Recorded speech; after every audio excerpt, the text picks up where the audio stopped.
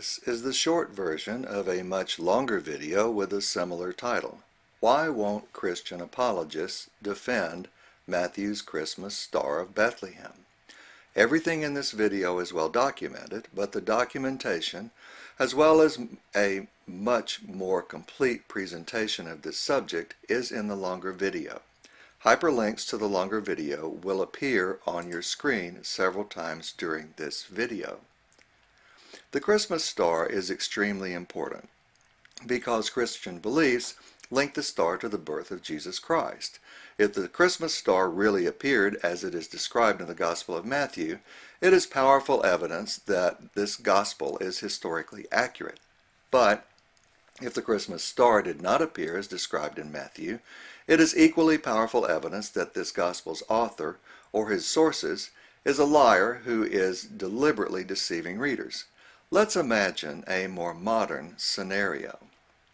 Imagine, just suppose, someone claiming to be George Washington wrote that a huge star suddenly appeared in the sky when they signed the Declaration of Independence in 1776.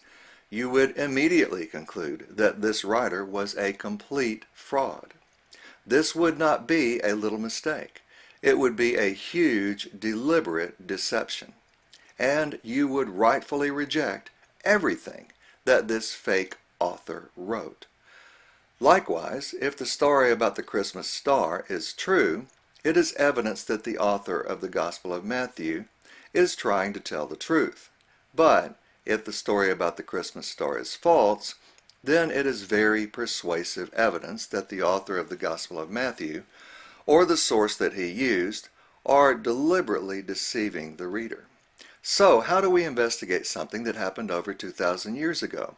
The first thing that we need to do is to look at the characteristics of the star. Obviously, it was a star because Matthew said it was. In ancient times, this could have included what we now call a nova, a supernova, or even a comet. It could also have been a miraculous object that was created by God. Second, the star appeared at a point in time when Jesus was born. Third, it was visible long enough for the wise men to see it in the east, probably modern-day Iran or Iraq, and then still be visible when they got to Jerusalem. Lastly, the star was bright enough to be seen by the people in Jerusalem. So, when was Jesus born? The Gospel of Matthew says that Jesus was born when Herod was king of Judea. He died in 4 BC.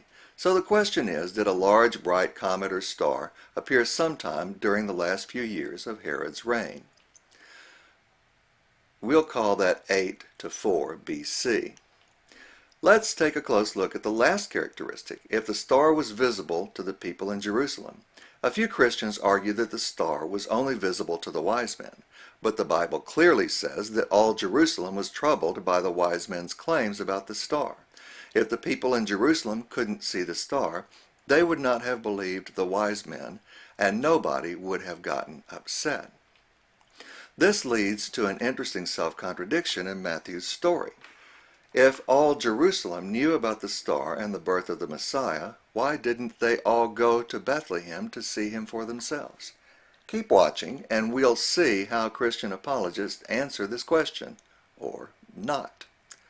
Matthew chapter 2 verse 3 also proves that the Christmas star was very bright, bright enough to make a big impression on the people living in Jerusalem. In fact, if everyone in Jerusalem could see it, then everyone in the world could see it. This belief is supported by both ancient and modern Christian theologians.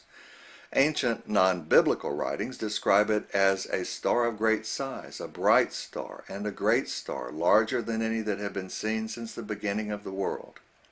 Modern theologians also believe that the star was very bright, that it almost certainly would have become as bright as the full moon, and it was as bright an outstanding star with noteworthy brilliance. Today, in modern times, astronomers discover new things almost every day, and it is no big deal. But a new star or comet was a very, very big deal to ancient people. So why was a bright new star such a big deal? In ancient times, just about everyone believed in astrology. They believed that the stars had a profound influence over the lives of every person on earth. The sky, or heavens, were assumed to be perfect and unchanging. So anything new in the heavens, such as a new star, was believed to be a sign from God, or the gods, that he or they were about to do something wonderfully good or terribly bad. Also, many Jews believed that a star would announce the birth of the Messiah, based on a prophecy in Numbers chapter 24. So, what is going to happen if a new star appears? Remember, practically everyone in the ancient world believed in astrology, and the Jews believed that the arrival of the Messiah would be announced by a star. Then a bright new star appears. What is going to happen? Lots and lots and lots of people are going to write about this new star. So, how many ancient writers reported Matthew's star, or any star or other astronomical event that occurred between 8 and 4 BC? Obviously, the Gospel of Matthew reports about this star, but no other book in the Bible does. No contemporary or near contemporary religious, philosophical, or historical writer does either. There are two possible references by Chinese astronomers, so let's take a close look at these. One star was reported to have appeared on February 23rd, 4 BC. There are two reasons why this could not have been Matthew's star. The first is that it is too late. Herod died less than 2 months after this date. The second problem is that it was too faint for any Roman or Persian to report it. The Christmas star was a big star. The 4 BC star was a faint star. The other star reported by Chinese astronomers appeared on March 10th, 5 BC. But this does not fit Matthew's description either. First, no Roman or Persian records of it exist, so it was not very bright. And second, early Christian writers never agreed on March 10th as a birth date for Jesus. What about first century Roman, Greek, and Jewish authors? Here is a partial list containing 18 of those authors for whom we have at least some surviving writings. None of their writings that we have today mentions a new star or comet. Pliny the Elder reported specific dates of many comets, meteors, and eclipses, but he does not mention Matthew's Star of Bethlehem. Josephus gives us a detailed history of Judea and reports several astronomical events. He does not mention any comet or new star that appeared during Herod's lifetime. Philo of Alexandria was a Jewish philosopher who developed the idea of the Logos, or Word of God, as creator, a theme which several decades later was used in the Gospel of John and the book of Revelation. Philo does not mention any comet or a new star that remotely resembles the Christmas star. By far, the people who had the biggest reason to tell about Matthew's Star of Bethlehem were the early Christians, who badly wanted to convince non-Christians that Jesus was the Christ. Millions of people would have seen this star. In the 30s, 40s, and 50s AD, many of these eyewitnesses would still be alive. Yet it is strangely absent from the rest of the New Testament, even in situations where it is badly needed. There is no mention of Matthew's Star of Bethlehem in any of the other Gospels.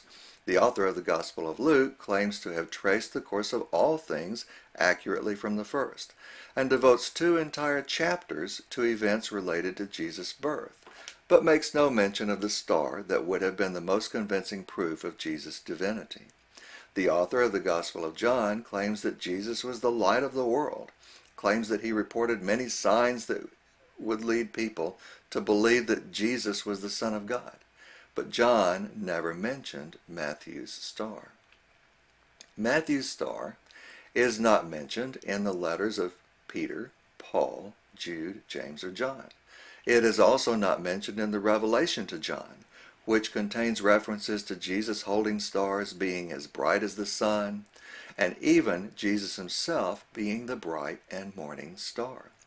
It is particularly puzzling that Matthew's star is missing from the Acts of the Apostles, because Acts contains many evangelistic and apologetic speeches where the star would have provided more powerful, verifiable proof of Jesus' divinity than anything else that was written in the book of Acts, because there would have been millions of witnesses still living who would remember the star. There are at least 13 sermons in Acts. Matthew's star is missing from all of them. In summary, we see only silence where there should not be silence. In the Apostles' evangelistic sermons in the book of Acts, in the Gospels of Mark, Luke, and John, in all of the other New Testament writings, as well as the reports of secular historians, even when those historians report other astronomical events. Why didn't the other writers of the Bible defend or even mention Matthew's Christmas Star of Bethlehem? That's a good question. Let's move on to today, to the 21st century, and see whether modern apologists even try to provide some answers. Let's boil this down into 4 simple questions. What historic or scientific evidence exists to support Matthew's star? Why does no first century non-Christian author mention a bright new star? Third, if all Jerusalem knew about the star, why did they not go to Bethlehem to see the Messiah? And fourth, why does no other New Testament author mention Matthew's star? Here is a complete list of Christian apologists that we've been able to find who even try to provide any historical evidence for the actual appearance of the Christmas star. There's nothing wrong with your computer. The screen really is blank. We cannot find a single one who even tries, and we really looked.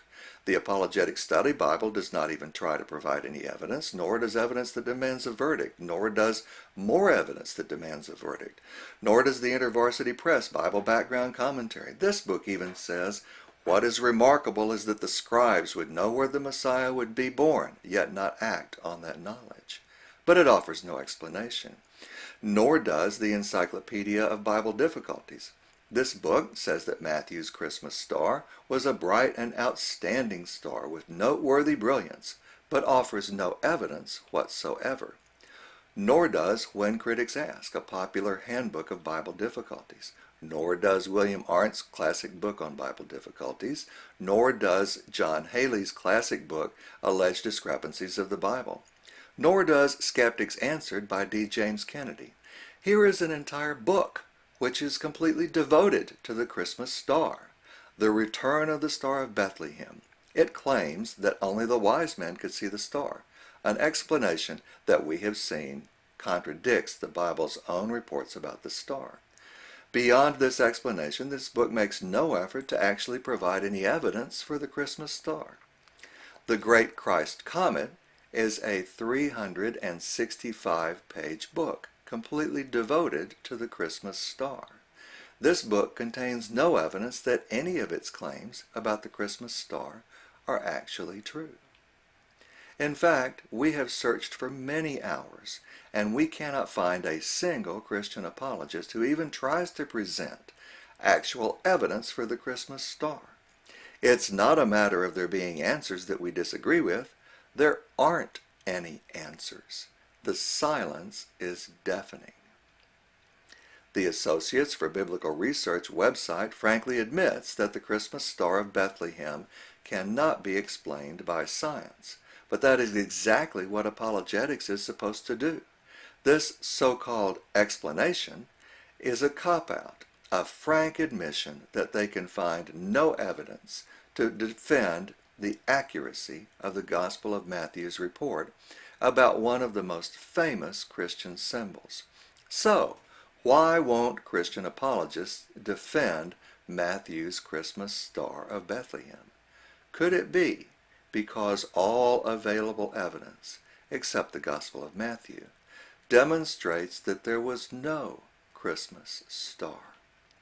In fact, except for the Gospel of Matthew's report, there is precisely the same amount of evidence for the Christmas star as there is evidence that a bright star miraculously appeared when they signed the Declaration of Independence in 1776. So, did a star really appear at the first Christmas? Or has the writer of the Gospel of Matthew deceived people for almost 2,000 years? We hope this video has provided enough information for you to make a well-informed decision. For more interesting videos and more interesting information about the Bible and Christianity, please visit our website. freethinkersbooks.com. Thank you for watching our video. Just a reminder, there is a much more detailed version of this video on YouTube if you are interested in more information about the Christmas star. A link to the longer video is in the YouTube description for this video.